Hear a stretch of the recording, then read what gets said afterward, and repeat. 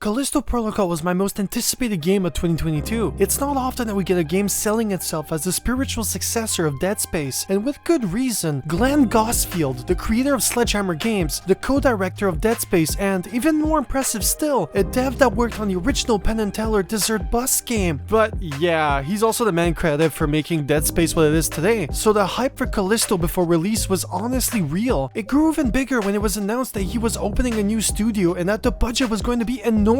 It cost about $162 million just to make it, and that's without the marketing cost as far as I can tell. Just so you have an idea of how impressive that is, The Last of Us 2's budget was $220 million and required 200 full-time developers. God of War Ragnarok's budget was over $220 million, making it almost 5 times more expensive than God of War 3. Finally, Dead Space 2, my favorite of the three, cost around $60 million to make, and its marketing budget doubles that amount, bringing it to a total of $120 million. All of that to say that the budget they give for Callisto Protocol is crazy. You know what's actually more interesting? Striking Distance Studios was founded in June 2019 with the goal of creating a spin-off of the PUBG universe, but ended up becoming its own thing somewhere during production. I'm not joking, by the way. Callisto was supposed to be in the same universe as PUBG, but somehow Glenn was able to win their confidence and get permission to create his own thing. 150 people worked on this game, so a lot was riding on their success, and I don't know if you saw the reviews, but they're actually not that good. It makes sense to me because I pre-ordered the game on PC and it wasn't running well, like at all. Now that the game is fixed though and all the DLCs are out, I thought it'll be the perfect time to actually test those claims that were made during marketing. If it's supposed to be a Dead Space spiritual successor, then does it actually succeed in doing so? More importantly, does it deserve that title? My plan is to essentially compare this game to both the original 2008 Dead Space and the remake that was released almost 2 months after Callisto Protocol. I think that it's by comparing their lore, their settings, their combat, their graphics, and finally, the fun factor that will be able to determine its worth both as a game and as a consumable product. So as you might have guessed, this is going to be another long one, so sit back and relax, grab yourself something to drink as usual, as I welcome you to the coldest prison on our solar system, located on the dark side of Jupiter's moon.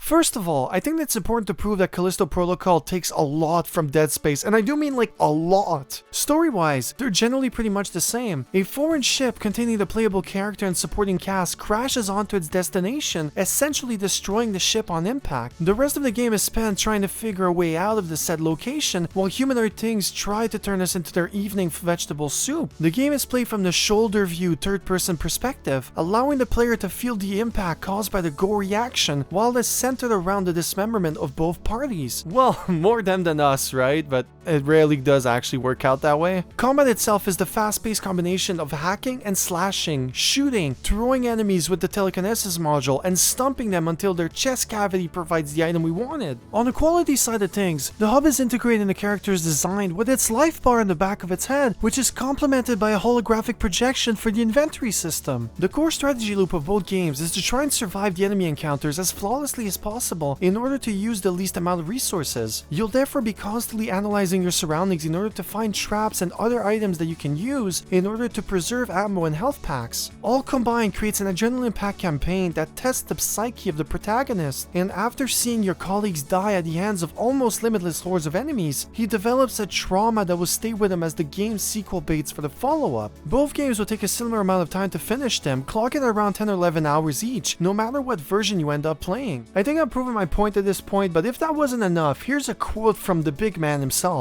You know, I have a particular style, and I can't get away from my style. My style has grown and maybe matured a bit, but it is my style. I'm sure there's some familiar vibes within the game. It's hard for me to step back and go, oh, I've got to make this different in the ideas in Dead Space, and make this different in this different. I'm just going to make a game with 10 or more years of experience. What I've learned, what am I doing differently? You know, it has to just be natural. You know what? I actually do agree with what he's saying, as it does make sense to me when you think about it. I mean, everything that I did until now has shaped me into the artist that I am, so it's only normal that he'll make similar games when he's given the freedom and budget to express himself. Plus, it also helps that he brought over 25 to 30 previous colleagues that worked with him on Dead Space or on other projects, so they'll definitely know what his expectations were. One thing's for sure though, and it's that they certainly brought the same passion to the table, because both games felt like they had a vision behind them and a dedicated team that wanted to follow it. Every minor detail has been considered, and it's rare that I play a AAA game, especially nowadays, that feels like nothing was left to chance. It's especially felt in the graphics and animations department respectively, which combined is definitely the heart and soul of Callisto Protocol. This all leads me to two very important questions, which are, why aren't more people talking about it if it had so much talent, money, and knowledge involved? Why aren't more people making content on it now that the game's got patched and it's done releasing its DLCs? Well, it's one of those rare cases where you need to look at the minor details in order to understand that they didn't understand what made Dead Space so memorable. It's really in the accumulation of those small decisions that Callisto loses its footing, and why, no matter how much the game tries, it just can't be in an equal footing with Dead Space.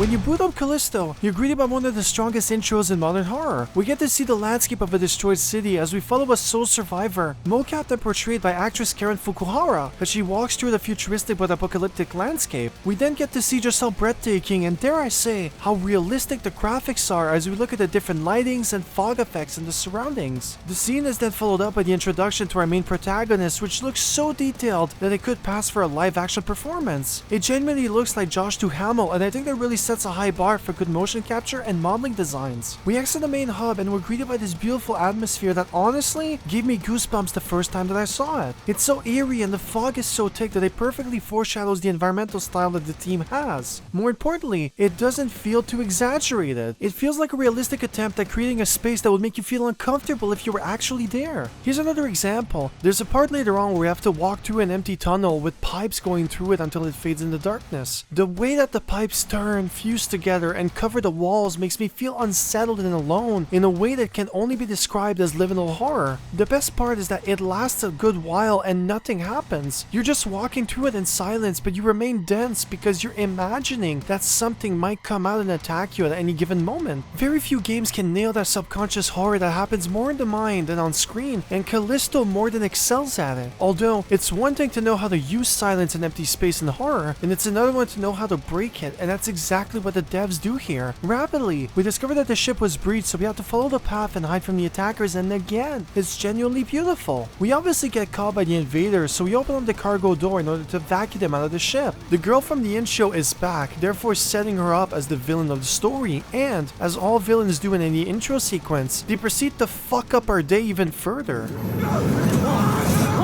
What are you doing? No! Shit! Warning. Explosive decompression on cargo bay. Hold on! I'm on my way! We climb up to the deck of the ship in a way which is reminiscent of the flight sequences in Dead Space. We get to the top, strap ourselves to our chair, send an SOS signal before crashing headfirst in the ground. Ready at maximum! We're not gonna make it! Yes, we are! Watch out! Hold on! Brace for impact! I told you not to worry! Hang on, buddy, I'm coming.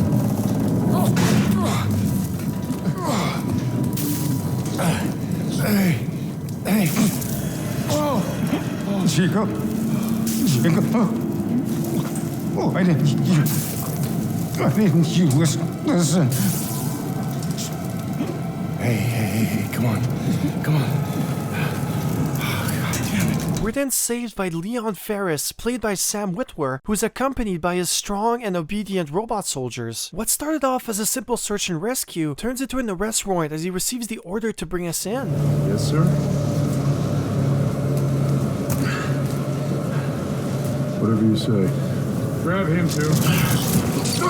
Hey, what are you doing? Both us and the invader are apprehended and brought into the prison camp as the title rolls, setting up the main setting for the story. What's shown next is really hectic by design. We try to explain to Captain Ferris that we're innocent, only to learn that he doesn't really care, as getting paid matters more than the truth. He confirms this by telling us that Callisto is a dead moon, and therefore anyone on it is also considered dead to the rest of the world. Therefore, whatever anyone was or did outside of the prison walls no longer matters. This is also confirmed by the Doctor later on. It's a real power move and a recurring theme of the game. Soon afterwards, a holographic recording of the warning appears, welcoming the new recruits. Choice. Every choice in your life has led you here. To this moment. To this place. The only place where you truly belong. To find the one thing that has always been missing. A purpose for your meaningless life. This is Warden Cole, and together we will find that purpose. Welcome to Black Iron Prison. I just love that last part. Gives me chills every time. End of the line, get up. Around this time, we get to see a wide shot of the prison, and I do really like this shot for two reasons. The first one is that it's the typical entry shot that we're used to seeing in games and other forms of media. It hammers in the fact that we're entering the hell that's foreign to us. We also get a sense of grandeur as the imposing landscape towers over us, making us feel small in comparison. Speaking of comparison, I like this way more than the Dead Space's introduction to its location. It's a lot more personal and involved than looking at the space station from afar. The second thing that I like from Callisto's intro is the way it frames the size of the location. We don't know how big the prison is because we don't get a wide shot of the location. The more you play Callisto, the more you're impressed or annoyed depending how interesting you find the locations, because it does feel bloated depending from what perspective you look at it. It also works because size is directly related to the main plot, as we'll see later, so it works really well at suggesting what we're getting ourselves into. One last thing it does is showcase the dedication to technology, which is a general concept of the game and one which is more present than its counterpart. Dead Space, on the other hand, uses its opening sequence to show us the isolation of the station. No one is around to help, which is why we're also the first ones unseen. It also reverts our expectations because it does look pretty small at first, until we crash onto it and realize that the job won't be as quickly fulfilled as it first may seem, because the vessel is deceptively huge. What I really like about these two shots when compared this way is that we get to see two methods of showing almost the same information. Both locations are isolated and both of them are huge, and both are utterly hostile towards the protagonist. In the end, I think that the real difference comes down to speed. Dead Space's start is designed to be slow so that it can create an impactful effect on the player later on when that balance is broken. Callisto, on the other hand, is all about putting it all in your face as fast as possible without skipping over any of the visual details. For example, Isaac's life bar appears casually and elegantly on his back, but Callisto's protagonist, whose name's Jacob Lee by the way, needs to get his screw directly into his spinal nervous system. Go! Fuck you! Ah! Ah!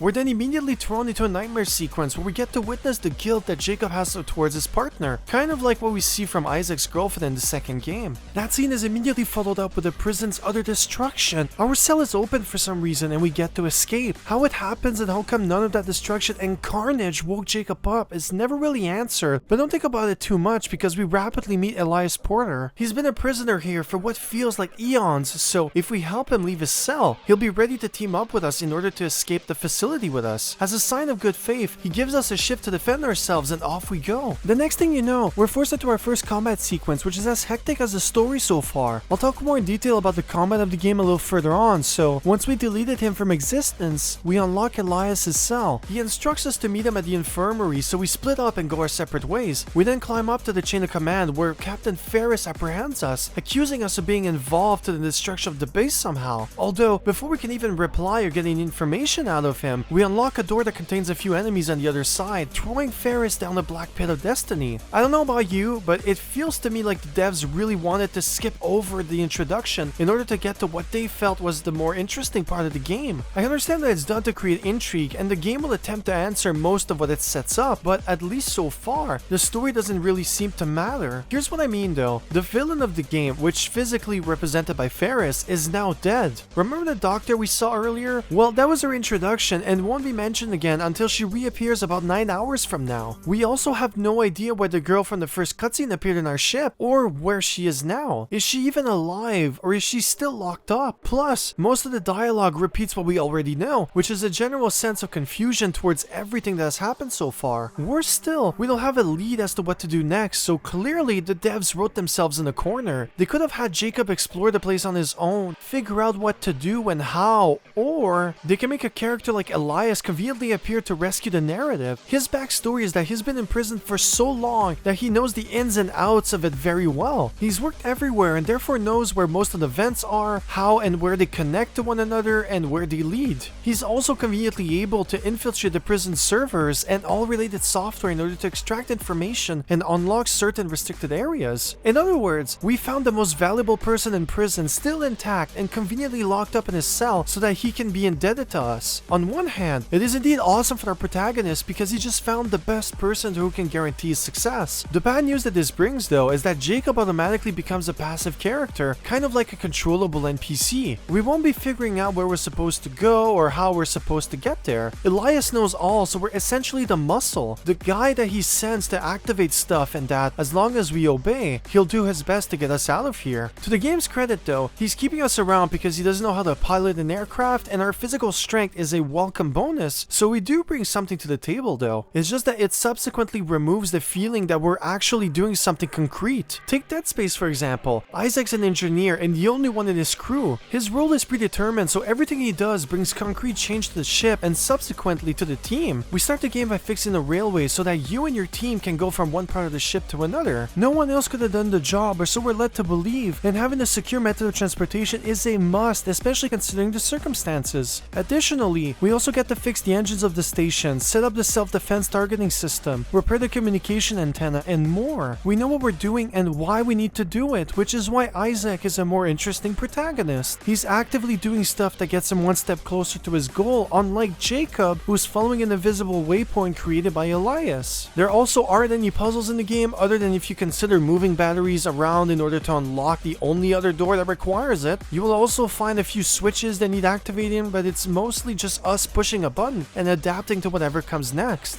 There's a sense of value which is lost in Callisto, and I can confidently state that it does affect the enjoyment of the game because there's no value to what you're doing story-wise. Although, while we're talking about character roles, both games have the issue of not showing us what the other characters are doing. They just tell us that they are, but most of the time, it doesn't really affect the player in any way, so both campaigns end up feeling like fetch quests after a while. To be fair, there are rare instances where both dev teams acknowledge this issue and therefore added segments where direct cooperation is necessary.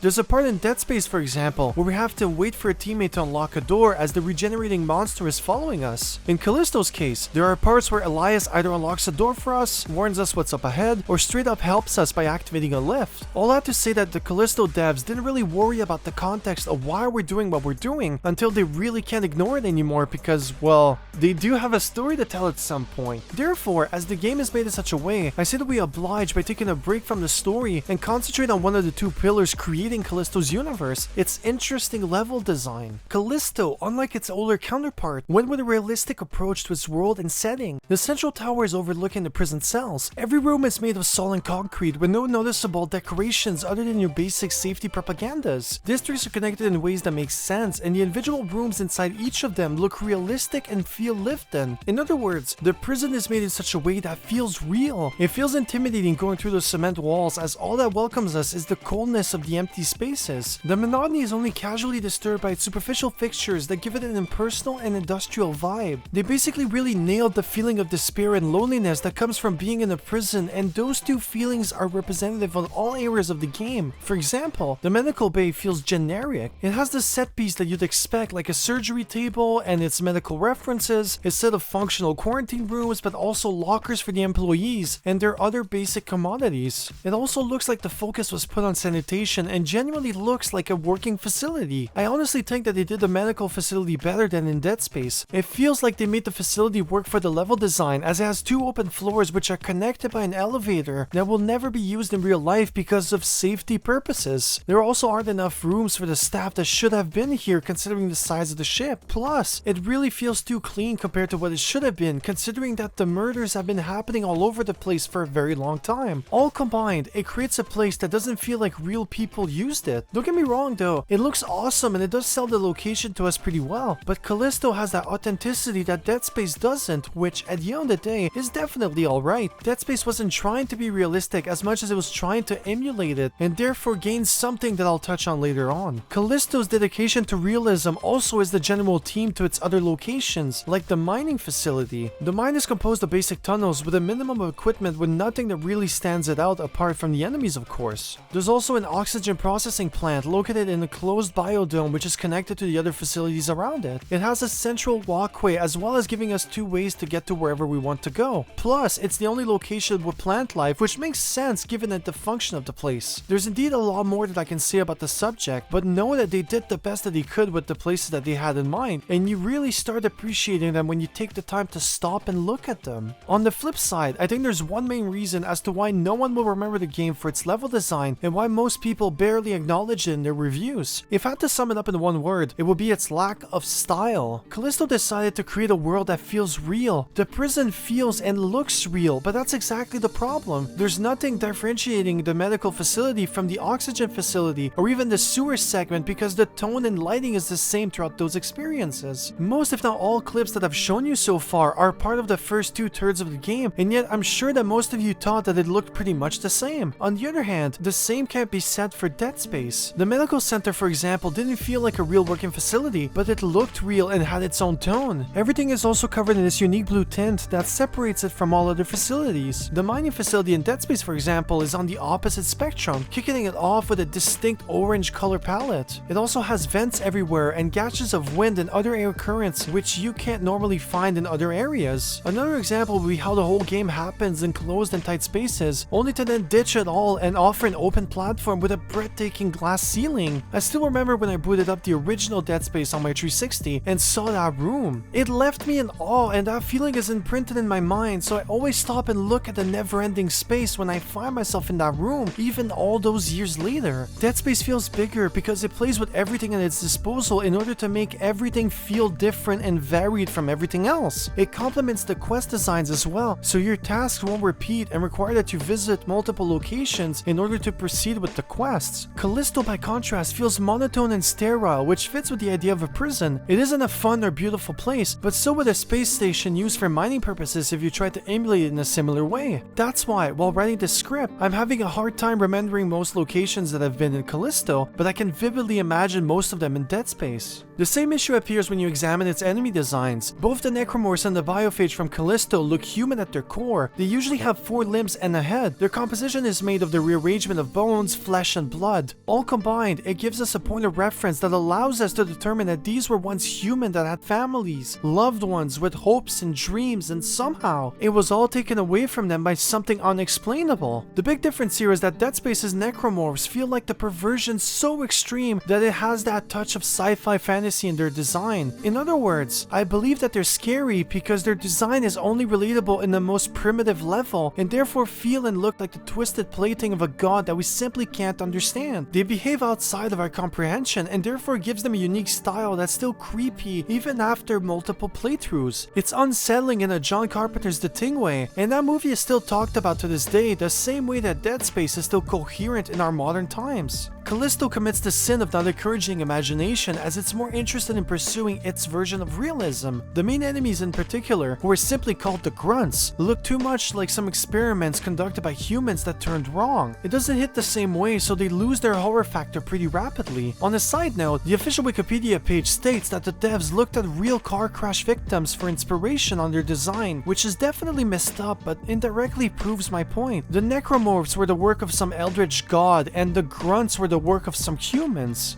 God damn. I'm starting to sound like one of those cultists from Dead Space.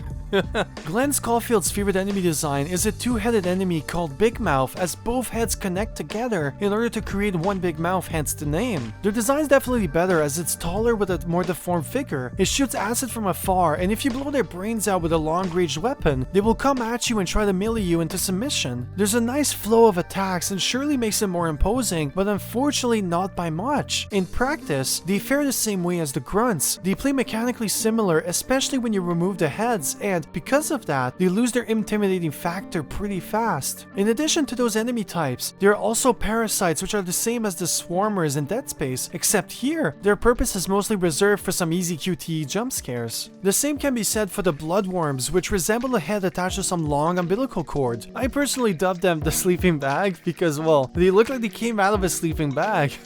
Usually, they appear when your guard is the lowest, and they rarely appear in the game, so they will jump scare you a few times for sure. Lastly, this enemy is a reimagining of the Grabber, which appeared in Dead Space Extraction on the Wii. It works pretty much the same way, except that it's strictly water-based necromorph from Dead Space, and not a general monster that appears around an infected area like in Callisto. The last two enemies that I mentioned are QTE-based, and all four of them combined make for most of the enemies in the game. You'll be fighting these for most of your runtime, and no new enemies are actually introduced until far later, which is a shame because it certainly needed the variety. Now I want to spoil the rest of the enemy catalog because I want to prove that the devs took probably too much from Dead Space. If you haven't played Callisto and you're planning to and are sensitive to spoilers, I recommend that you go to this part of this video where I actually talk about its combat design and its shortcomings. For the rest of us, we'll move on with a very familiar creature to any Dead Space fan, which is the Leaper, or in Callisto's case, the Spider Runner. They're essentially four-legged creatures that climb on walls and try to spook you from behind. Their usual attack pattern is that they attempt to hide, and once they feel confident, they run towards you in a straight line, hit you, and then proceed to repeat the cycle. The major difference from their counterpart is that they can turn invisible and don't have a range attack, but for real, they look almost the same. The same goes for the combustors that crawl towards you and explode on impact, like the crawlers in Dead Space but adult size. Kind of sad because nothing really beats the creeping exploding babies, just saying.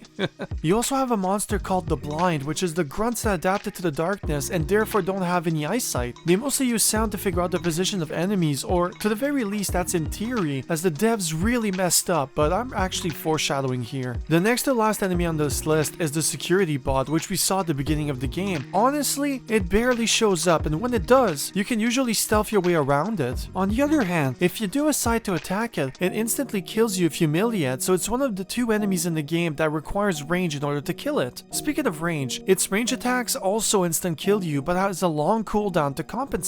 All you have to do is shoot it on the head, take cover, and then shoot it some more. Unfortunately, it dies way too fast in my opinion, so it's worth getting the loot as long as you're not playing it on the highest difficulty, where its health pool is doubled, and even then I would say I would recommend you do it. Lastly, there's only one boss enemy in the game besides the final boss, which is called the Two-Headed Brute. It's Callisto's answer to the Hunter. It's a massive enemy that has two heads, tanks damage like nothing else in the game, and packs a massive punch. It's also the only other enemy in the game which direct attacks are ineffective and that the telekinesis module can't be used on. Although, unlike the Hunter, which is essentially immortal, the Two-Headed Brute is killable as long as you have the patience for it. Your best option is to stack up shotgun shells for both the smaller and the bigger version in order to unload as much damage as possible in the shortest amount of time. Headshot it enough times and it will kneel on the floor, allowing you to kill off one of its heads. Do it twice and it's dead. One cool detail here is that once you kill off one of them, he rips off one of the halves without hesitation before moving closer for the kill, which is really sick, I'm not gonna lie. Although, one thing that I have to mention is that it doesn't have the stressful effect on the player as the Hunter because it's killable. It's actually a golden rule in modern horror. The moment you kill your foe is the moment you stop caring because you've overcome it. That's why the Hunter was such an effective enemy in both versions of the game. Removing its limbs only slowed it down, so it became this adrenaline-packed moment where you have to figure out what you're supposed to do while you're managing all the rest. In other hand, when the solution ends up being the same as for the rest of the enemies, well, it just doesn't hit the same way. There's also a final boss which I'll keep for the combat section of the video, so that's about it. Which is honestly sad because, I mean, you know that the game is going to be compared to Dead Space, and you also encouraged the comparison, so why did you not add any new enemies? You gave them your own spin for sure, but I don't think that it's enough, especially when they behave similarly on the mechanical level. They also didn't have much to vary the enemy roster, so as hypocritical as as it probably sounds, they should have probably copied them to the very end. It would have added much more variety in the enemy design, although I get it. The rest would not have really translated well with the whole realistic vibe. I mean, imagine a realistic version of the Pregnant from Dead Space.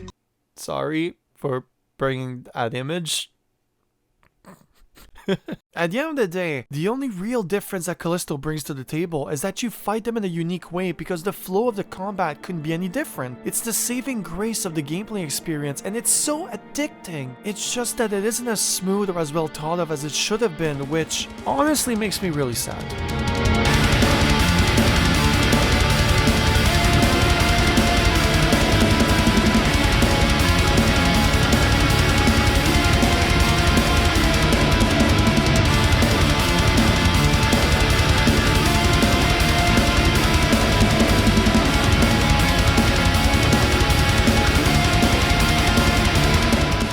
Let's start with the basics. The combat of Callisto sounds typical on paper. You use a combination of melee and range weapons in order to defeat whatever enemy is in front of you. When the enemy does the same, your goal is to block and dodge in succession until an opening either makes itself available naturally or you create one by shooting it in the gut. When things get intense, you'll be looking for ways to get the upper hand, which involve either throwing an explosive item on them or by using telekinesis in order to throw them onto whatever spikes is hanging on the walls. It's all pretty standard stuff, and to be fair, Dead Space also does it in a similar way. But there are two things that Callisto does amazingly, and some might even say better than its counterpart. If it wasn't clear already, I'm talking about the speed of combat and the impact dealt directly onto enemies and yourself. I criticize the game for not having enough style in its level design, but I can confidently state that combat is, for the lack of a better term, oozing from it. It feels like everyone took some performance-enhancing drugs before they stepped into the arena, so you often feel satisfied when you succeed in pulling off multiple dodge maneuvers. This is also one of those games where the combat is fun to watch because of how intense it can get, especially later on when multiple enemies are in the area. This level of intensity is only made possible because the controls are unorthodox to say the least. There isn't a dedicated button for dodging, for example. In order to dodge an attack, you have to move the character left or right using either your left joystick on the controller or the E and D buttons on the keyboard. As your fingers are already on those buttons or joystick, no additional movement is required from the player, so it allows for this kind of fast flow. Also, if you press to go backwards, instead of going left or right, you automatically execute a block which opens the enemy for more attacks. Add in the fact that once you've dodged all attacks, an aim cursor appears allowing you to start a long combo chain. Plus, you're rarely alone, so you have to constantly monitor the other enemies and see when it's beneficial for you to either change targets in order to beat someone else up or to stop a combo in order to shoot down another enemy from afar. This is then brought to another level when the grunts start opening their chest cavities to reveal a pair of tentacles, and if you don't systematically shoot it down, the enemies will level up to a whole new level. They grow bigger, fully heal itself, and hit stronger, so it forces you to master that dance between your gun and the melee baton. The crazy thing is that the selling point hasn't even been mentioned yet. They added an incredible gore system, and one that I've never seen before. Every kill, whether it be them or us, is just so satisfying to watch, and there are so many of them. Just to give you an idea, there are 10 different death animations for when a grunt kills you, and another 8 when you kill them. That's 18 possibilities just for one enemy type, which honestly is really crazy. It's so much fun getting to the end of a battle encounter and seeing Jacob smash the monster's head with whatever he felt like using at that very instant. It's rewarding by itself and makes every death exhilarating, even if you've seen it multiple times by the end of the gaming session. The same goes with the environmental kills, as throwing enemies into industrial fans is just beautiful in a very basic way. My favorite of all those environmental kills is this one where I can best describe as an industrial grinder is located in the middle of the room. If you throw all the enemies in it, you will get rewarded by the goriest scene in recent gaming history. I mean, just look at the way those chunks of meat fly out. I also love how after all the spinning, the centrifugal force removes the blood from itself, and that's the kind of detail that I genuinely appreciate. Honestly, I got this game when it was released and I really hated the combat, but now that it's all fixed, I can confidently state that you should play this game just to try it out because it does feel fresh and new. I hope that they make a sequel to this game and that they keep innovating on it because, as cool as everything that I stated so far is, there are definitely a few issues that damages its chances of becoming a staple of the industry. The most common problem is that as cool as having the dodge function connected to your movement controls are, it also makes it harder to do other basic things like changing targets or stopping in order to aim at another enemy. Basically, once an enemy enters your personal space, the camera autofocuses on them, which creates another problem. I can't count how many times I was fighting someone and the rest are just waiting patiently for one of us to win. This paradox is created because the combat system is created for a 1v1 system in mind. If Jacob got attacked by more enemies, he wouldn't be able to avoid them as the dodge is executed around the focused enemy. That means that either you make it frustrating because you get tossed around like a pinball machine, or you make the combat fun and put everyone else on standby. Honestly, after thinking about it, I simply can't find a way to fix this issue, which doesn't require changing the whole combat system. I wish them best of luck when making a sequel because I'm genuinely stumped.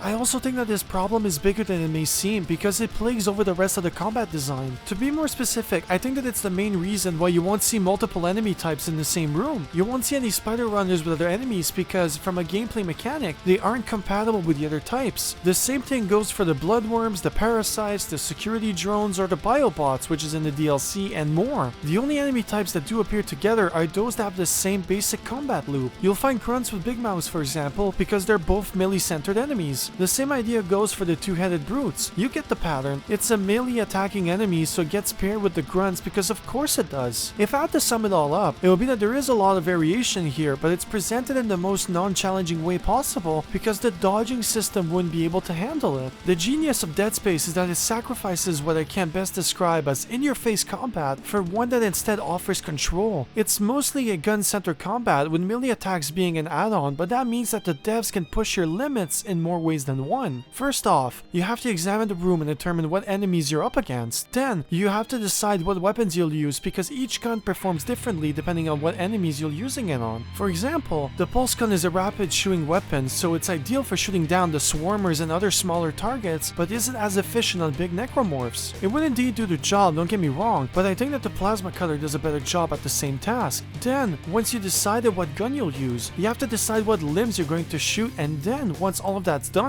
you have to reevaluate the situation and decide if the enemy is still the priority. It's usually at this very moment that you start looking for other quicker alternatives like grabbing a limb and putting it between you and the physically depraved individual. You see how complex it gets and how it naturally encourages the player to use his surroundings in order to level the playing field? That kind of moment-to-moment reflection never really happens in Callisto, and it's because of everything that I've mentioned so far. The game doesn't incentivize the player because there basically isn't a reason to do it. As long as you take care of any enemy that uses range attacks, and I do mean it in a singular way as there's usually just one of them, then you'll just be fine as long as your sidestepping skills are fast and limber. There's also another problem with Callisto's combat, and it's best showcased by both the blind enemy type and the final boss of the game, as those are really further into the game and, well, the final boss basically spoils the twist of the story. I want to give you a spoiler warning once more. I'll be covering the story next, so it'll be easier if I mark the rest of the video as spoiler filled, so if this is a game that you want to try out or are on the fence of getting it, just know that at the end of the day, I do think that you should try it out, especially now that it's dropped price significantly. There's a lot of fun to be held here, and contrary to most AAA games that were released recently, this one was made with a passionate team that had a director with a vision. It's just that it has an equal amount of positive and negative traits, so just know that so far, I've shown what the best the game has to offer. What I have not yet talked about isn't good to the slightest, so interpret that as you will. I do genuinely like the combat here, so if you're looking for a gameplay-centered experience and are able to live with the issues that I mentioned, then you should be fine overall. For the rest of us, let me remove the curtains even further, but first, please like and subscribe. This video is taking an eternity to make, and this is also my longest script that I made so far, so I hope you're enjoying yourself. And with that, let's get back into it. The blind are interesting on paper. They're grunts that got used to the darkness, so they, in essence, sacrifice their vision in order to develop their other senses. This means that, in theory, it should flip the combat on its head. Normally, enemies charge directly towards you in batches, so you have no choice but to respond with an equal amount of aggressiveness. But these enemies don't work that way. Avoiding combat becomes possible, and it should create tension unlike what the player has seen so far. Unfortunately, that's not what happens in the end. Turns out that the only thing that aggroes them is direct contact, either by touching them or damaging them one way or another. That means that if you stealth kill one of them while he's next to another one, it won't react and will proceed to just walking over the body. That creates this funny skit where you can literally kill 5 of them in the same area and none of them would have been the wiser, which is honestly really fucking stupid. One more example that proves my point. If you use your telekinesis to throw something in order to distract them, the noise won't even attract them. They won't even flinch. Also, just look at how it turns towards us when it gets aggroed.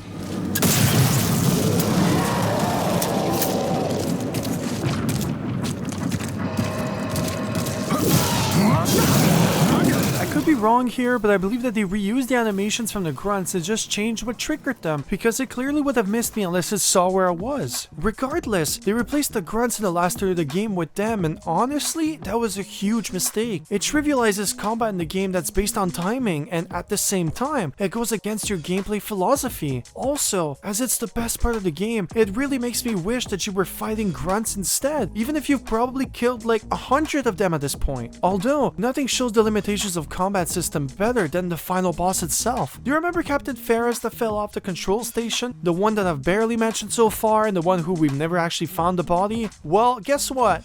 He survived. Complete shocker, right? Well, off screen somehow, he survived and mutated into Subject Alpha, which I will cover in my story segment. What matters now is that we have to confront him twice, and both times have serious issues. The first time is right after we discover the source of the outbreak. He appears in front of us and it's clear that he's infected but is mutating in a unique way. He's not as much turning as he's evolving. Anyone play Resident Evil? Well, he's blocking our path, so we essentially have to survive until our partner unlocks the door. Now, this is supposed to be the stressful segment because he's overpowered and he can kill Jacob in a few hits. That ultimately means that there's no point in fighting him because you'll be on an invisible timer. My plan was to essentially wait it out, dodge most if not all of his attacks, and hope that Nakamura unlocks the door before I lose all my health. Plus, his attacks are the hardest to dodge because of how rapidly he combo chains his attacks, so in theory, this should be a fairly straightforward battle. The problem is that there isn't an invisible timer as implied by context. It's not based on how long you last, but how much damage you've dealt to it, which, in my opinion, goes against the idea behind the battle. It shouldn't matter if I damage him or not, because once that door unlocks, the battle just ends, so I don't see the point of programming it this way. Plus, when you do attack him, there are high chances that he actually counters your attacks and gives you a free, unblockable hit, making it the only enemy that can actually counter your attack successfully. To be fair though, normal enemies can block your attacks, therefore ending your combo chain. Although, there is a perk that you can get early on that breaks their arms if they attempt the maneuver, so in reality, they can't really do that easily. In other words, not only are the devs forcing the player to fight him, but you're also guaranteed to lose health and probably die, as missing a dodge usually opens you up for a free second hit, as his attacks are faster than Jacob's reaction animations. There are only 2 ways that I found at surviving this battle. The first one, and the one that I mainly use, consists of persisting with the melee attacks. You start by counting the combo hits that Ferris throws your way. 3 hits in a row and stopping guarantees that he won't block your attacks. 4 or 5 hits in a row is less certain and requires a bigger feel of the combat. It's hard to explain, but you know, if he hasn't blocked your attacks for about, I don't know, let's say 2 or 3 in a row, then I would keep going at it until he does another 3-hit combo, rinse and repeat. It's definitely not ideal, as the whole point of a horror game is to immerse the player without him actually paying attention at the mechanics of play, and with this context, I find it impossible to do so. The other way of doing it is by keeping a distance and mostly avoiding him when possible. I personally don't like this method because you're not getting the practice required to get yourself ready for the foreshadowed battle. Basically, avoiding him now will only make the final encounter harder. Although, I also know that a lot of people found both times he appears very challenging, which I do understand. The difficulty spike really goes up from here, so I understand that you simply might not be ready for it. At the end of the day, it helps it's a really short battle, and once you understand what the devs want you to do, then you rapidly move on with your life and progress through the story. It's also possible that I'm the only one that saw it this way, but regardless, the devs should have predicted this, as there are only really 2 ways of going at it, and it seems that I chose the wrong one. The same can't be said for the only real boss battle in the game. The next time we meet Captain Ferris, it'll be at the final climax of the narrative. Story beats for later, he starts off the battle the same as we did in the other battle. The major difference is that we now know that it's to the death, and that our partner can't save us, also for story reasons. We undoubtedly know that we have to fight him, so it fixes the previous problem and adds tangible stakes because we saw what he can do. battle. That being said though, the tactic here is basically the same. Shoot him in the face and then dodge his 3 to 6 attacks in quick succession before giving him a piece of your mind. Occasionally, he will counter your attacks by throwing you away from him, which does a lot less damage than his previous counter attack. It's therefore more acceptable to tank the attack and to keep smashing him with your electric stick. Also, by looking at the footage again, I realized that he always starts his attack with his left arm. It doesn't really change anything combat-wise, but it's a cool detail nonetheless. After a while, an in-game cutscene appears and Jacob gets thrown onto the ground, making you believe that you're basically done until, well, this happens.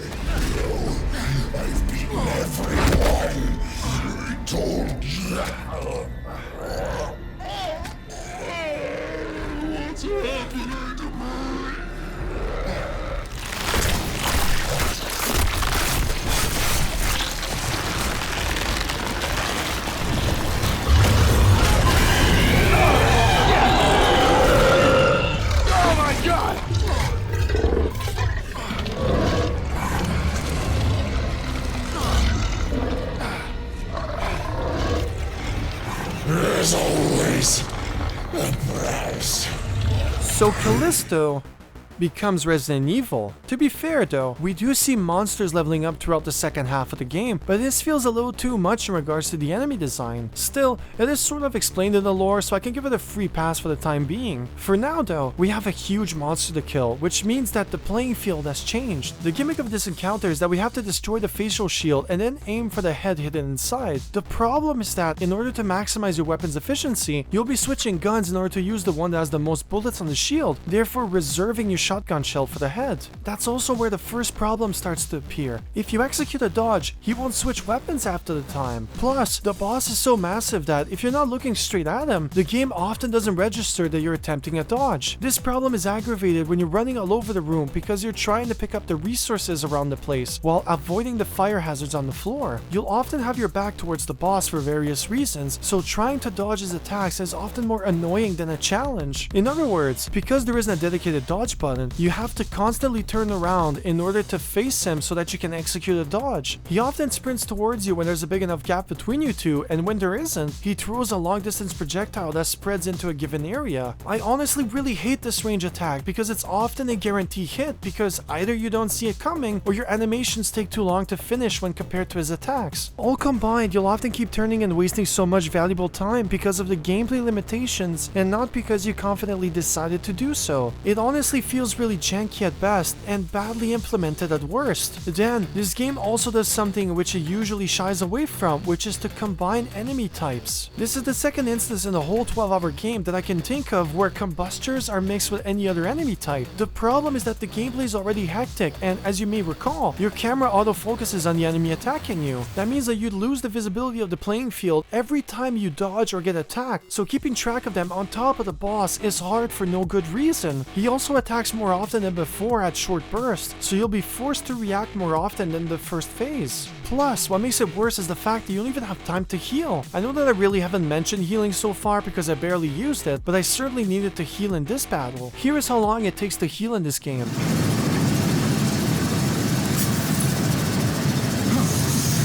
Imagine the coordination and luck that you need in order to be able to clear a safe area, miss the boss's projectiles, miss the exploding enemies, also you can execute a healing action. To be fair to the game though, there are instant healing items scattered on the extremities of the battle, but I found it easier to just sacrifice that luxury in order to keep my eye on the room at large. Plus, there aren't that many, and with everything that you need to manage, there probably wouldn't be enough anyways. All that to say that this could have been a cool boss. Hell, it's not even a hard boss because it has simple and well choreographed mechanics, but it's one that shows the limitations of the combat system and, frankly, can leave a bad taste in your mouth for all the wrong reasons. At the end of the day, I would say that Callisto's combat fails because of its ambitions. In order to make it as fast and as brutal as possible, they needed to concentrate on one-on-one battles, so anything outside of that breaks it in more ways than one. As cool and as gory as the combat is, it's also undeniable that it's not as thought of as it should be. Two things that I barely mentioned so far is that the telekinesis module is a must in Dead Space, because you get to pick environmental hazards and enemy limbs in order to use them as weapons. You also can slow down enemies, giving you extra breathing time, but in Callisto, you barely have the incentive to use it. Combat is pretty easy overall, so I found myself throwing enemies in the environmental hazards when I either didn't feel like dealing with them or I wanted to see more of that free gore, which kinda beats the purpose of the mechanic. Also, in case you were wondering, I finished the game twice, with my second playthrough being on the maximum security difficulty, which also ends up being a cakewalk. The same issue affects the guns in the game. You may have realized that I mostly use the same guns in my footage. It's not because the game doesn't have more weapons, but because I didn't see the point of getting them. As most enemies act the same way and are usually easy targets, it didn't matter what gun I used against them. Actually, to be more precise, I barely used them to begin with because melee combat gets pretty easy once you know what you're doing. My failsafe was therefore to level up the weapons that I had and never look back. Plus, once I saw that the last guns you unlock can even remotely compete with the damage level that you get from your starter weapons, I bothered even less to get them. To make matters worse, your inventory is extremely limited, so I preferred to just stack up the ammo for the 3 guns that I got already than to actually get more guns and have less ammunition for each overall. On a side note, you can upgrade your weapons in a similar way as in Dead Space. It's your standard perk system, like adding a bigger cartridge in order to hold more ammo for each clip, deal more damage per shot, and finally add a secondary fire to a weapon like in Dead Space. I do have to give them points on the fact that the models of the gun do change when you upgrade it, giving you a visual satisfaction of doing so, unlike the baton that stays identical no matter what. I'm actually not joking. No matter what upgrades you purchase, whether it be the longer range, more damage, the unlock of the heavy attack and more, it basically stays the same. Really lame because it makes the baton feel like an afterthought, which is ironic as it's essentially the first weapon you get and the main one that I used throughout both playthroughs. All that in mind, I think that you need to know what's important for you as a gamer and how much bullshit you're willing to take in order for you to get the most enjoyment out of its combat system. I personally enjoy it because I'm satisfied with the feeling it gives me, and that overpowers most of the negatives I have for this game. I'm generally happy with the gameplay design because it offers enough to be fun and exciting. More importantly, I appreciate the dedication that the team had in making something new. It has that experimental feel to it, and I think that a sequel treatment would help it go a long way. As long as they reflect on it and examine on what they have while adding into it in meaningful ways, I think that they will be able to turn it around and create something really memorable for all the right reasons. Speaking of memorable, I want to talk about my favorite DLC in the bunch. It changes the flow of combat in a significant way, fixes a lot of the issues that I mentioned previously, and makes it even more badass if you can believe it. The Riot DLC is essentially a wave mode where you get to kill the enemies that spawn in your area in order to rank up the points which you can then use to purchase more weapon upgrades. What's cool is that you're essentially on easy mode with more than triple the amount of enemies on screen, so you take a lot less damage overall and your attacks hit with the same dedication as Kratos when his kid's in danger. Once you've upgraded the baton to maximum, for example, you'll be killing most enemies in 4 hits or less, which is often fast enough to kill it before it evolves to the next stage. Because your bloodthirst is unquenchable, you'll be killing enemies fast enough that you won't even have the time to realize that they're waiting in line for their turn to die. This is honestly where the combat of the game really clicked for me, and I had a blast just mindlessly killing whatever showed up. There are also traps you can activate on top of having access to your basic environmental trappings like what we saw in the campaign. Plus, as you've seen so far, they finally fixed the enemy types, so it's finally able to emulate Dead Space's moment-to-moment reflection. On top of all that, in order to keep things spicy, the game also gives you some basic objectives to complete in order to receive a reward. The map layout also feels huge and varied, mixing in corridors and various open rooms not seen in the campaign. All in all, it's pretty much the best way of playing the game, as it feels satisfying to play in a basic arcadey way. It concentrates itself on the strengths of the game and it gets so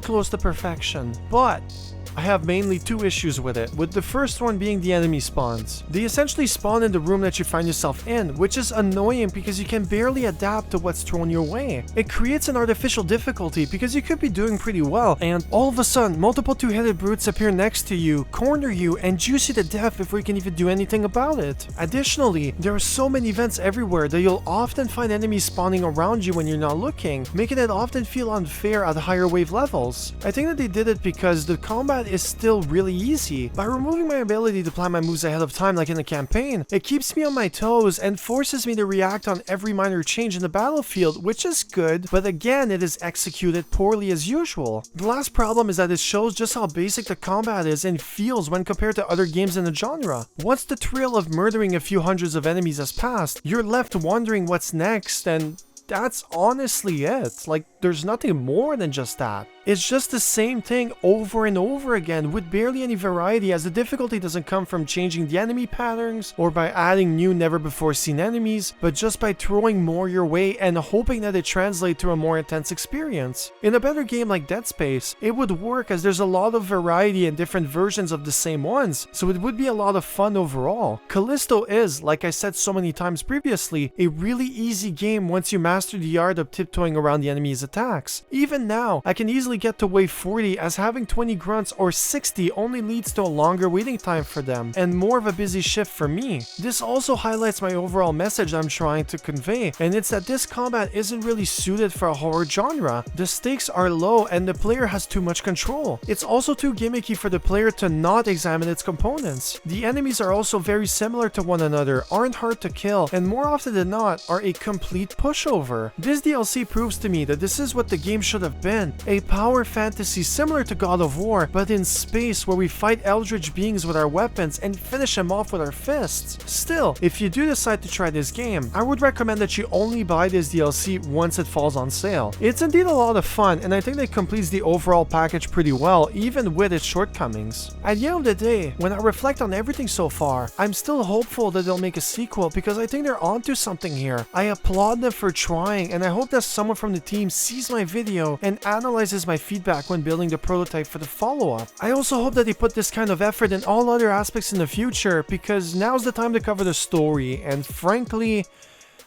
it's probably the worst part of the game.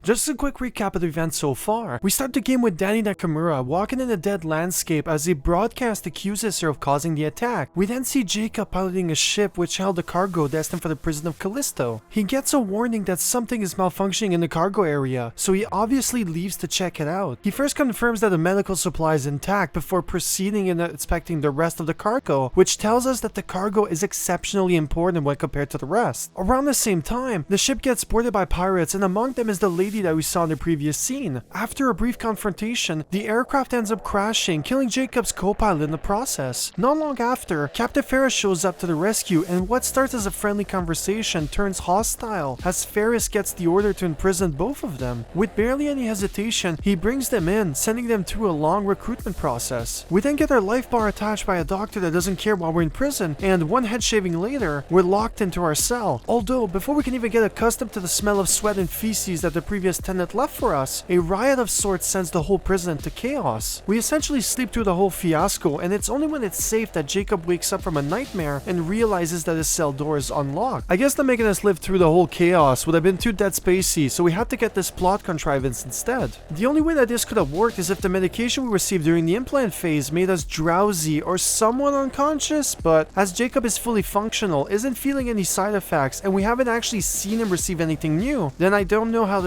explain it. But don't think about it too much, because we rapidly meet Elias Porter, from whom we liberate from his incarceration. We then decide to team up with him and let him execute his master plan as we make our way through multiple areas. We also find Captain Ferris early on during our escape, and after a brief encounter, he's sent to the depths of the prison, never to be seen again.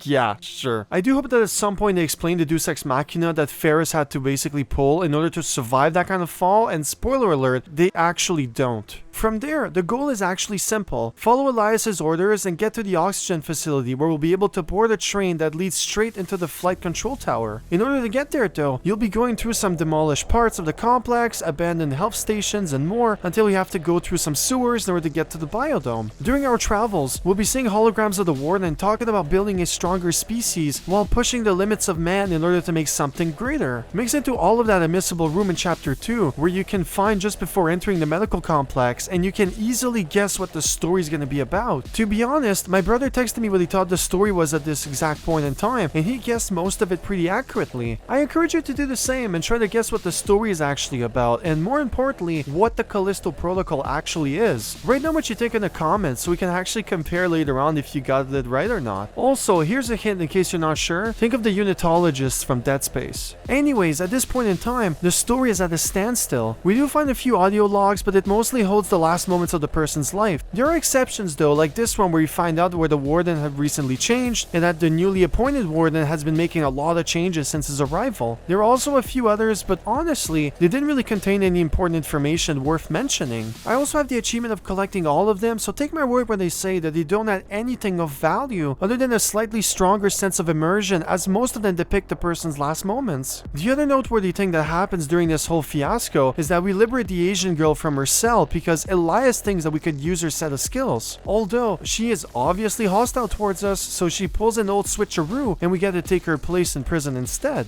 After a short cutscene, we quickly escape the cell and continue on the path that Elias sets for us. And in case you were wondering, we don't actually hear from her again until the plot requires it so. And that actually happens a lot in this game. Also, in case you were wondering why we were blindly following Elias through the prison, here's the response that we get for this exact question. Had a feeling you weren't telling me everything. Easy, bruv. Just keep trusting the plan, yeah?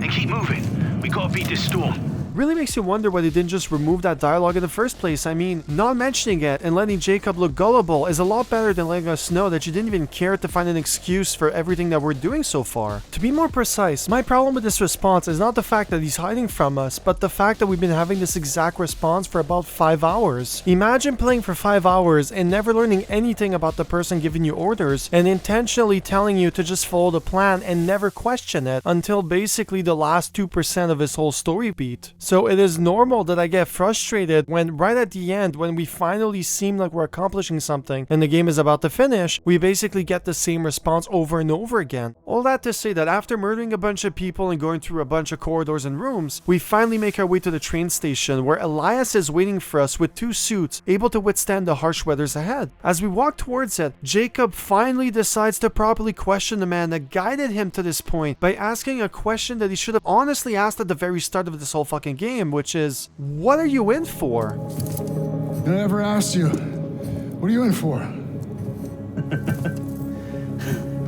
What? You worried you're helping a murderer escape? Well, yeah, kinda. Well, you are, man. So what? Look, it's a long time ago, yeah? I was defending myself. Wrong place, wrong time. I made a lot of bad decisions back then.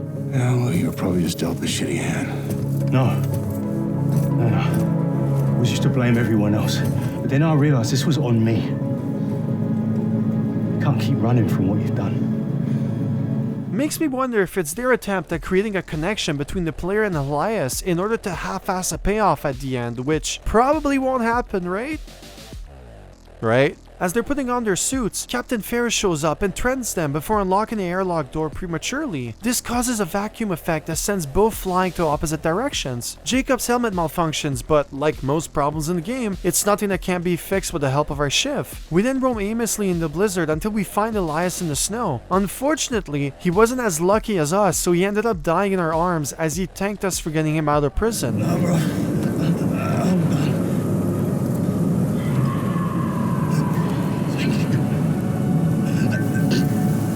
Because of you.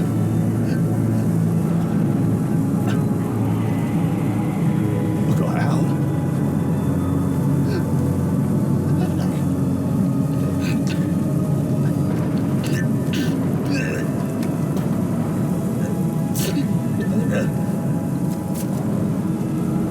Who didn't see that coming, right? This is also the moment where Nakamura appears out of nowhere and uses her shiv to rip off Elias' health core. You see, these cores don't just simply display the person's health, but also store some of their memories. She basically slices him up in order to discover everything he knew about the prison. How is this possible is never really explained, as every audio file we picked up from a corpse held their last moments before dying. Why is she now able to get all this knowledge relating to the prison while we only get the useless information is never explained or questioned in the game? There were a few other instances with this plot contrivance shows up, so for now, I'll leave it at that and circle back to it at the end of my narrative. She then instructs us to meet her at the snowcat garage, but because we're not friends yet, we have to go there by foot while she gets to leave in full comfort. After we're done fighting for our lives in the frozen landscape and we've conquered the long underground tunnels, we meet up with Nakamura and save her from hostile grunts. We then decide to team up, and as a sign of good faith, she gives us a riot gun, which is the strongest gun in the game. We then have to work together in order to unlock a gate, which requires 2 switches to be pressed simultaneously. The first switch is located in the room they find ourselves in, but the second one is obviously on the other side, which means that it's our job to get there. After murdering a small army, we finally do get there, flip the switch, and exit the room. This brings us to my favorite set piece in the whole game, where enemies are frozen among dead bodies, and you have to figure out who's going to jump you and when. Honestly, I would recommend getting this game just to play this part. It's so cool and it gives me goosebumps every time that I play it. On a side note, in case you were curious, this also signals the start of the best parts of the game. Once we survive the jump scare forest, Nakamura finally picks us up and offers to give us a ride. We then take this moment to ask her why she's constantly hostile towards us, and she explains us that the same outbreak happened on their home planet in Europa. It destroyed their hometown and caused the death of thousands, including her younger sister Lily. She then traced the source of the outbreak back to the United Jupiter's company, which prompted her to join the rebellious group called the Outer Way in order to prevent its distribution and stop the company. In other words, she accuses Jacob of bringing the spores that created the outbreak in Europa to the Callisto prison. Obviously, we pled innocent, so she drives the vehicle to the front of the old ship. Nostalgic feelings aside, she finds the shipment that supposedly contains the virus, and we get the shocking reveal. What are you doing? What's in here? Medical supplies? Bullshit. Open it. Why? Because I said so. We're not going anywhere until you do. Okay, fine.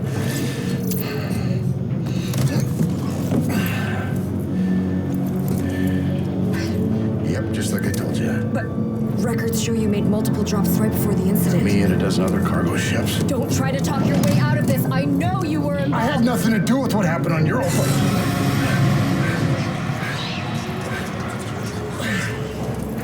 Turns out that he was actually carrying real medical supplies, so her assumptions about him were wrong. Shocked, she temporarily buries the hatchet as she still believes that he's guilty somehow, but is ready to cut him some slack in the meantime. They then get to the hangar bay and summon a ship. Right when their hopes are going up, we get another shocking reveal. Wait, what are you doing?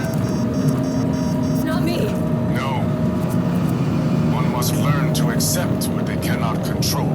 The Warden, who has barely been relevant and whom we've only seen pre-recorded footage so far, has now become relevant. It seems that he was spying on us the whole time and has done nothing to either stop us or help us. Well, until now, I mean. At the same time, he states that no one escapes Callisto and that he's sad that it has to come to this as he's enjoyed watching us survive. He activates some conveniently placed turrets and shoots down our one ticket out of here. Please know that you have my respect. Wait, no! Two things. How is he actually following us if there aren't any cameras and most of the facility is broken? Second of all, does that mean that he was involved in all this? Which means that it was planned from the start? Oh, I guess we'll just have to wait and see. So once Albert Wesker, the Warden, Dunlan Cole, shoots down the ship, it crashes onto the deck, sending Jacob into a Dead Space-inspired flight scene, which is honestly really sick. We somehow manage to survive the free fall by grabbing onto a lamppost, which ricochets us into the adjacent room. Also, I can't imagine how his entire arm isn't blown to smithereens at this point, as the impact would have shattered it in multiple ways, but whatever, I guess. This game keeps making its own rules, so this is just part of the course, I guess. We wake up at some rubble, and after meeting up with Nakamura and walking down the path a little further, we fall through and find ourselves in an infected room, which serves as the introduction to the blind.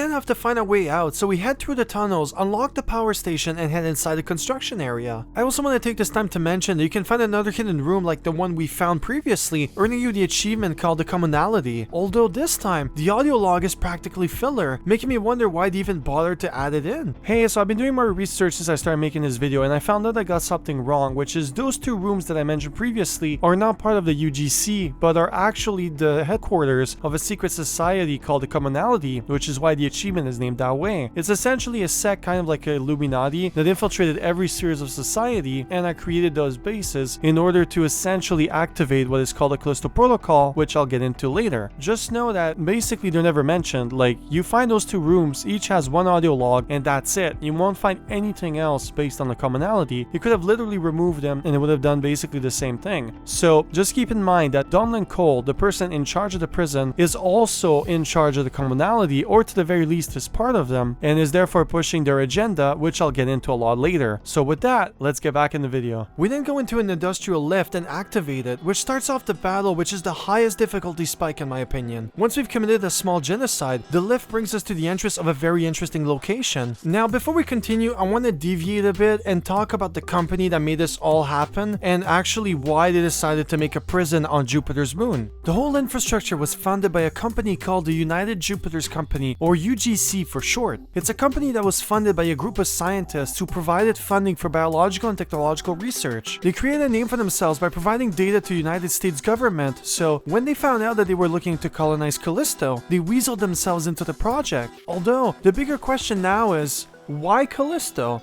Well, in case you weren't aware, Callisto is a real moon that orbits around Jupiter. There are actually around 80 to 90 moons orbiting Jupiter, with Callisto being second only to Ganymede in size. Also, unlike the rest of the moons, Callisto is rumored to have, or at least have had, some water on its surface. NASA states that data gathered by the Galileo spacecraft in the 1990s indicated that Callisto may have had a salty ocean beneath its icy surface. More recent research revealed that this ocean may be located deeper beneath the surface than previously thought, or it may actually not exist at all. If an ocean is indeed present, it's possible that it could create a potential habit for life. They also found some carbon dioxide on its surface, so all combined, it explains why Callisto has been the subject of a lot of science fiction stories. If you're interested in knowing what those novels are, or you want to know more cool facts about Callisto, you'll find my link to the NASA page in my video description. In Callisto Protocol, they took this concept and gave it their own spin. The UGC ended up becoming a powerhouse who got full control of all the colonization efforts on Jupiter's moons. One such colony is Arcas, which is what you see here. They funded a mining company located inside the caves beneath the surface of Callisto. Although, as you can see here, something went horribly wrong, so everyone died. Luckily for us, we don't have to wait too long, as after exploring the area for a while and killing more blind ones, we find Nakamura hooked up to one of those corpses. Why is this a thing, and why didn't she just pick up the audio log with the shiv is beyond me, but this allows her to see and feel what happened to him before he died. Turns out that the same outbreak happened to the colony and essentially wiped the whole human population, which begs the question as to why the whole place is structurally intact and somewhat preserved. Why is there a prison above the colony, and more importantly, how come the same thing has happened twice now? Actually, why is this happening for a third time now that I think about it? Well, you don't have to wait too long, as soon after that, they find themselves in front of the source of all our troubles. We activate the lift that brings us to a secret underground facility. Now, this is where the devs decide to drop a shit ton of information. Up to this point, we've had barely any information provided to us, and we're at the next to last chapter of the game, so what better way to provide too much information at the same time than by creating a long exposition dump? This place isn't just a laboratory, but a tour guide as well, with holograms located every few meters explaining key information as we move forward. For example, we find containers with some plant specimens that really remind me of the stairway to the sunflower from Resident Evil, although, instead of being the cause of everything that has happened, here it is on display in order to showcase its controlled evolution. We also find some watery containers before finally getting to the big reveal. We open the door and find the colossal corpse of an alien titan. The crew discovered the corpse of this creature, so they created a lab around it. So we have the reason, but that doesn't explain why they decide to hide it under a prison. Well, we do get a few of those answers here, but I decided to wait a little longer and regroup all the information once we enter the main lab in the last chapter. The only thing that I really want to mention at this very point in time is that Jacob finds out that the way that infection works is by cross-contaminating contaminating a host with the alien spores. That sort of wakes something in him as he opens the nearby medical box and presses on a latch which opens a secret compartment. Inside, he finds the black tube holding the spores, so we now know that Jacob had indeed delivered the source of the outbreak, which begs the question as to why he didn't show it to Nakamura earlier in the game. We do get an answer to that question pretty soon, but for now, he places the container somewhere in his suit and it disappears until he needs it again. Lastly, let's face it, a tour guide in a top secret lab that activates when a living being enters the perimeter is just unrealistic and super stupid. No one in their rightful mind would make this kind of information available 24/7 to anyone that shows up for two reasons. The first one is that if someone who isn't supposed to be here like us enters the facility, then we get to find out everything about this place, and one quick video on our phone destroys the whole corporation. Secondly, imagine how annoying it would be for the people working there to hear the recorded dialogue and repeat during every shift. Plus, the lab isn't locked or somehow protected from outside personnel. To be fair, the lift we took to get to the lab was shut down, but that could have just been a side effect from having the whole prison going berserk. Overall, I think that from a strictly gameplay perspective, this lab is indeed really cool. We get a museum of sorts where we're briefed on the current situation only to end the tour with a bang. Unfortunately though, everything else ends up being thrown under the bus. It also commits another crime in storytelling, which is that Jacob continues to be a passive character. He stumbles onto it by chance and everything is handed to him for free, which in turn doesn't make us attached to him or his current situation. The thrill of these stories is piecing together the puzzle slowly in our minds and guessing what the missing pieces are until everything just clicks together. Dead Space actually did this pretty well. We see that stuff went crazy before our arrival and we are forced to repair the ship and find a way to get out. While we're doing so, we also found out that there was an uprising in the ship with a split between the scientists and the unitologists on something that they found during the excavation. We then keep finding writings on the wall that look alien, and all combined, it creates intrigue and builds up the existence of the marker. Then once we actually find it, there's this sense of amazement because the game spent the whole runtime to build up this moment. Callisto is simply content with not giving us any of the puzzle pieces until it decides to give us a mostly complete image when it felt like it couldn't make us wait any longer. Unfortunately for it as well, because we've played other video games or seen similar movies, we mostly already saw it coming, so the big reveal ends up non-existent. I'll leave it at that for now as I'll circle back to these ideas when the game puts all of his cards on the table, but for now, we have a problem to solve. At this exact moment, we're interrupted by Captain Ferris. We fight it off until Nakamura unlocks the side door, letting us inside before closing it behind us. Reassurance doesn't last long though, as we look back at Nakamura and a parasite attached itself to her face, therefore infecting her in the process. Now, you might be wondering where the parasite actually came from. I first thought that it was already in the room, but that's actually not the case. During my second playthrough, I realized that it magically spawned next to Ferris, and he was somehow able to jump inside the room in that split second that it took for Jacob to close it. Also, I'll be the first to say that it just feels cheap in the worst way imaginable. There weren't any during the whole exposition portion as well as during the battle scene, so the fact that there is one now at the right spot at the right time is just ludicrous. I would have honestly preferred if the creature was already inside and they just walked into it, which fits on how we usually find one. Anyways, determined that there must be a cure for Nakamura's condition somewhere, even if there hasn't been mention of it at any point in the whole game so far. We leave the area and head down the path only to discover that the infection has spread. This is the same prison block that held Nakamura, so seeing this way proves that the situation is getting worse by the minute. Now, if you thought this was bad, imagine getting knocked in the head by 2 security bots. One quick note before we continue, and it's that I don't buy Jacob's sudden desperation towards Nakamura. She's the reason we crashed and ended up in prison. She also locked us up in her cell and mutilated the only person that we seemed fond of before leaving us to die in the snow. Now, we essentially went from hating her guts to wanting to ensure her safety in what feels like a span of a day. Plus, we barely had any positive interactions with her. She gave us a shotgun because we demanded proof of her commitment. She talked to us a few times through our neck contraption and opened the door to save us from Ferris. Both of them never really bonded, and the game really never tried to develop both characters. The only 2 reasons I can think of that sort of explains this is that either Jacob is super gullible and forgiving and does whatever is right no matter what the other person did to him, or he has genuine intrigue towards her now that he's questioning his own role in all this. The former is retconned by the ending, and the latter sort of makes sense by what happens next. But that would also mean that we're doing a lot of the legwork that the devs should have done, so I can't really give them credit for that either. On another note entirely, one thing that is definitely inaccurate is the way that her sickness affects her. If you decide to purposefully miss the QT for when a parasite attacks you, then we get this scene.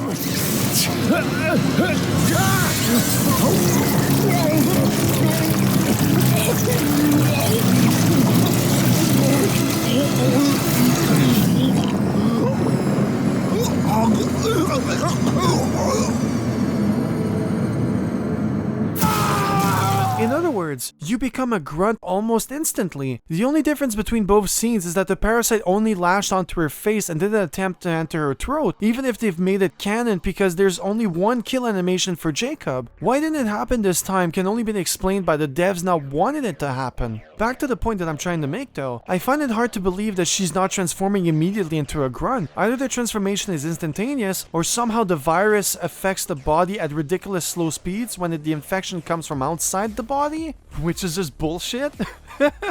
On that same note, the only other character that we know of that survived an infection this long is Ferris. That means that if the story stated that she mutated in a similar way than him, then this whole plot contrivance would have actually been avoided, but nope! She'll survive for a ridiculous amount of time because the player needs a reason to persevere, and the devs needed her alive in order to make the rest of the game make sense. Which again is just bad writing no matter how you put it. Speaking of stuff that doesn't make any sense, we wake up in our cell and for some reason the bot didn't strip us of our equipment. I can give this a pass though because the robot may not be programmed to do so, but how it knows to bring us to this specific cell and lock the door is beyond me. With no way to escape, no allies to get us out, and everyone basically dead, the devs required a deus ex machina in order to get us out of this situation, which is exactly what happened. Remember that doctor at the beginning of the game that forcibly installed our life meter? The one that I didn't mention so far because she wasn't in any way relevant to the story? Well, she's actually relevant and has now become our main objective. She contacts us to her life bar and tells us to head towards her laboratory as she's unlocked the door to our cell. The kicker here is that she also states that she has the cure to the biophage and that she will explain what is truly happening in the facility once we arrive. Question: how is a doctor able to access the controls of the prison cells from her laboratory? I'm willing to buy that the most important doctor in the prison would conveniently be able to create the cure to this whole fiasco and know more about it than any other individual in this prison, but this is just honestly too much. One thing I didn't mention is that all security bots that we met throughout our journey were either broken or under a murder spree which was dictated by their protocol. This is the first and only time that a functional security bot doesn't go all guns blazing, which makes me believe that she can also control them somehow?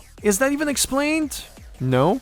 But it's made slightly more believable in the final transmission DLC, but at this point in time, it just doesn't make any sense. Although, she does state that she was able to only rewrite one of the security bots, which is why she now has Nakamura in her lab. That indirectly confirms that she wasn't able to take control of ours, confirming that we were only alive because the dev required us to be so. Also, this is how the last chapter of the game starts, so her appearing now, intact, healthy, willing to help, and able to without ever explaining any of it, is just the kind of thing that ensures that no one will ever remember the story kindly in the future. Plot contrivances aside, again, we go through a creepy psychiatric ward, slaughtering as we go until we get in front of a sealed door that leads us into the lab. Once it opens, we get the second big reveal of the game. This disturbing beauty holds what's left of Subject Zero. The story goes as follows. When the miners discovered the huge beast, they extracted the spores and started experimenting with it. At one point, there's an outbreak in the colony which ends up killing everyone except Subject Zero. He mutates in a unique way which allows him to get the benefits of the external stimulant without losing his mental function. He remained in full control to the end of his life, which was brought short by the cleanup crew who came in and wiped all traces of living life. When discovered, the UGC basically found a new purpose and therefore decided to do the most obvious thing that they could have done: cover it all up and invest in future tech like the security bots. They also decided to do something even more,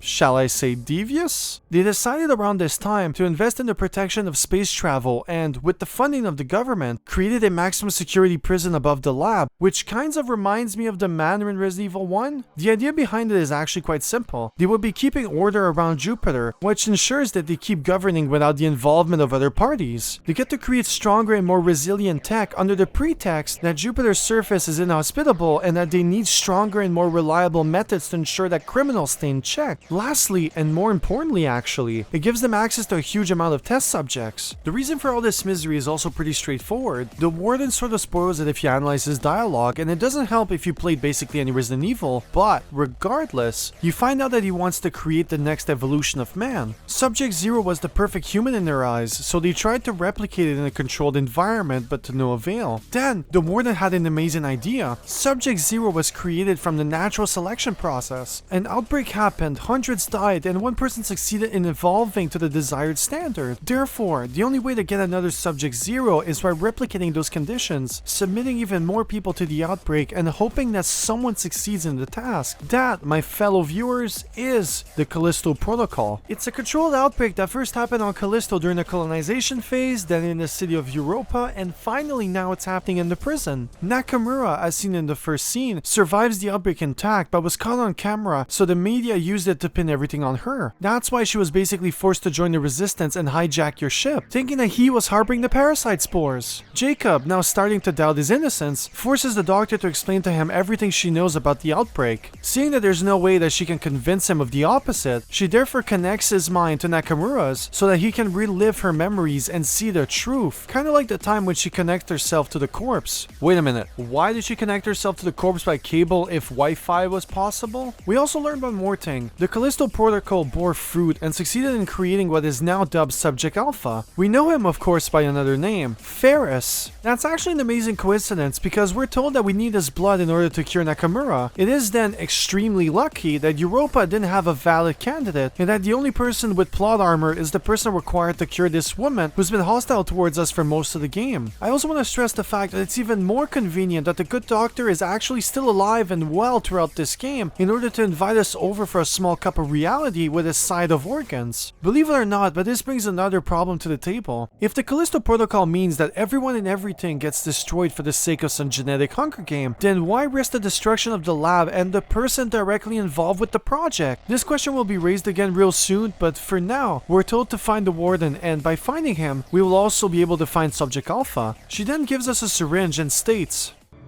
I played my part in all of this as well. There's no escape for me. Black Iron is where I belong. We head up some luxurious corridors until Jacob gets a flashback. Nakamura's memories kick in and we get the big reveal. The ghost of his dead partner forces him to examine the cube, which makes him realize that it was all an illusion. What she actually found was a broken vial that contained the parasite spore. Jacob, what do you got there? What we got here is none of our business. But come on, we've got a job to do. This brings us to our last big reveal. He knew about the secret compartment inside the medical crate, but ended up doing nothing about it because he didn't know what it was, and as he states, it's also not his job to question what he's delivering. He then feels responsible for everything that happened in both Europa and the Black Iron prison. With a newly found purpose, he decides to move on and get more answers from the warden himself. Honestly, this reveal annoys the fuck out of me because it's executed in such a sloppy way, and it also doesn't make any sense whatsoever. I'll get more into it soon because we're almost at the end of the game, so we might as well just finish the narrative before I give my final thoughts and move on to the final transmission DLC. We then continue forward until we get to a big room while the warden is talking to some people on some holograms. And right on time. He approaches. The survivor. VS Solitarius. Where's the Alpha? Just give me the goddamn antidote. I'm not gonna let her die. He gives us some exposition that I've already covered and ends up summoning Ferris. The final boss fight ensures that, after teaching him that a regular human is better than whatever the hell he is, we end up winning the fight. As he's taking his last breath, we extract his blood into the syringe, creating the only antidote in the whole facility. Also, in case you were wondering, we never actually find out what's in the syringe and why they just couldn't mass produce it. At the same time, the warden shows up again and states, You think you've beaten us? Ferris was weak, an imperfect vessel. But in that sample is the key to unlocking a centuries-old dream. That's not failure, Mr. Lee. That's progress. And it belongs to me. No, I don't think so. Please. This is no time for false heroics. Leave the sample and walk away. There's an escape pod up there. To take you back to the life you once had. We can both have everything we want. So tell me, Mr. Lee, what do you want? it. Then, Nakamura shoots him in the face only to discover that he was a hologram this whole time. Wait a minute, you're telling me that as a hologram was having a meeting with more holograms while he knew that Jacob was on his way? I get that the devs wanted to make us believe that he was actually there until he wasn't, but that's just too convenient for the plot to actually be believable. Also, this brings me to another question that I foreshadowed previously, which is why was the doctor not a hologram? She's the head of the project, no Subject Zero inside out, literally, and is the heart of the research program. Also, the previously mentioned DLC adds to her importance, so why is she here honestly irritates me. Anyways, we inject our partner with the antidote and, discouraged, the warden activates the self-destruct sequence while deactivating his hologram. We run up a corridor and discover that there's a working escape pod, but it only has space for one person, which makes me wonder, why is the pod there if the warden didn't want anyone escaping? Plus, what's the point of a pod if he was going to be a hologram anyways? Regardless, Jacob decides to do the honorable thing by putting Nakamura in it because he obviously feels guilty for causing the outbreak. He stealthily gives her the spore specimen, transfers his memories to her somehow, and sends the pod. The last thing that we see is Nakamura being shot into space while Jacob is pulling a 300 last stand, which is honestly really cool.